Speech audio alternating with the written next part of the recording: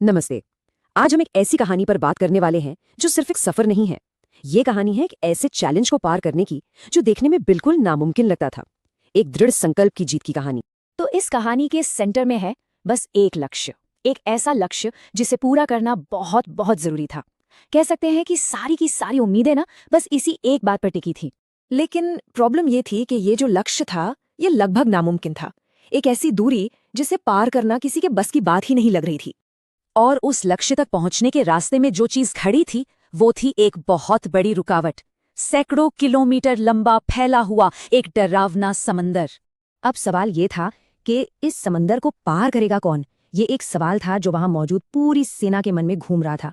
चारों तरफ एक निराशा सी छा गई थी क्योंकि इस सवाल का जवाब किसी के पास नहीं था। तो चलिए थोड़ा और गहराई से समझते हैं इस सिचुएशन को। आखिर ये लक्ष्य इतना नामुमकिन लग ही क्यों रहा था।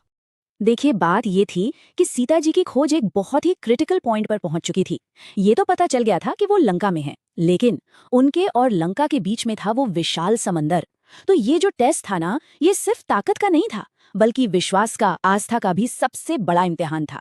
और ठीक उसी वक्त जब लग रहा था कि सारी उम्मीदें खत्म हो चुकी हैं, तभी कहानी में एक ट्विस्ट आता है। एक ऐसी शक्ति का जागरण होता है जो भुला दी गई थी।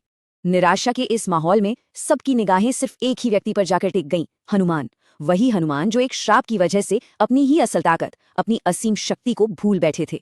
और तभी जामवंत जी ने उन्हें उनकी शक्ति याद दिलाई। उन्होंने कहा, तुम में वो शक्ति है जो इस असंभव को भी संभव बना सकती है। ये सिर्फ कुछ शब्द नहीं थे, ये सिर्फ मोटिवेशन नहीं था, ये था सेल्फ बिलीफ का जागरण। एक आवाज थी उस सोई हुई शक्ति को जगाने की जो हर रुकावट को तोड़ सकती थी। अब इस जागरण के बाद जो हुआ वो इतिहास की सबसे यादगार छलांगों में से एक बन गई।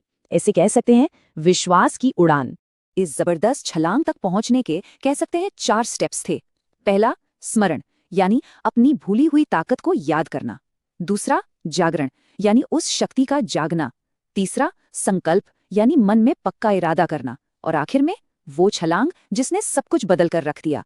और जैसे ही हनुमान जी के अंदर की वो सोई हुई शक्ति जागी, उनका शरीर विशाल रूप लेने लगा और उनका कॉन्फिडेंस आसमान छूने लगा। अब मन में कोई डाउट, कोई शक नहीं बचा था। उन्होंने पहाड़ की चोटी पर खड़े होकर समंदर की तरफ देखा और मन ही मन एक पक्का इरादा किया, मैं ये कर सकता हूँ। और फिर उन्होंने वो छलांग लगाई, ऐसी छलांग कि जिससे धरती कांप गई और पूरा आसमान गूंज उठा। लेकिन सफर इतना भी आसान नहीं था। हवा में उड़ते हुए भी रास्ते में एक के बाद एक मुश्किलें उनका इंतजार कर रही थीं। जैसे सुरसा ने उनका रास्ता रोका तो हनुमान जी ने अपनी बुद्धि का इस्तेमाल किया और उसे पार कर गए। फिर सिंघिका ने परछाई से पकड़ने की कोशिश की, तब उन्होंने अपनी ताकत से उसे हरा दिया। तो ये सिर्फ एक उड़ान नहीं थी, ये अपनी अंदर की शक्ति की असल पहचान थी। हर चैलेंज एक टेस्ट की तरह था और हर जीत उनके विश्वास को और भी ज्यादा पक्का कर रही थी। और इन सारी मुश्किलों को पार करने के बाद आखिरकार वो पल आ ही गया। आखिरकार वो लंका के तट पर पहुंच ही गए। ये वो पल था जब एक अकेले योद्धा ने नामुमकिन को मुमकिन कर दिखाया था।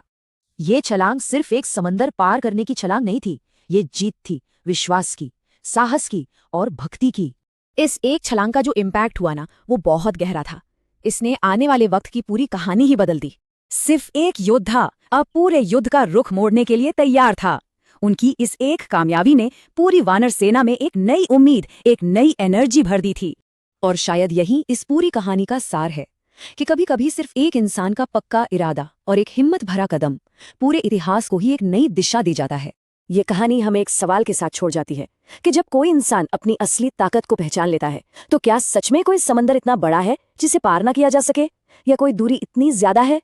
शायद सबसे बड़ी और जरूरी छलांग हमेशा हमारे अंदर ही शुरू होती है।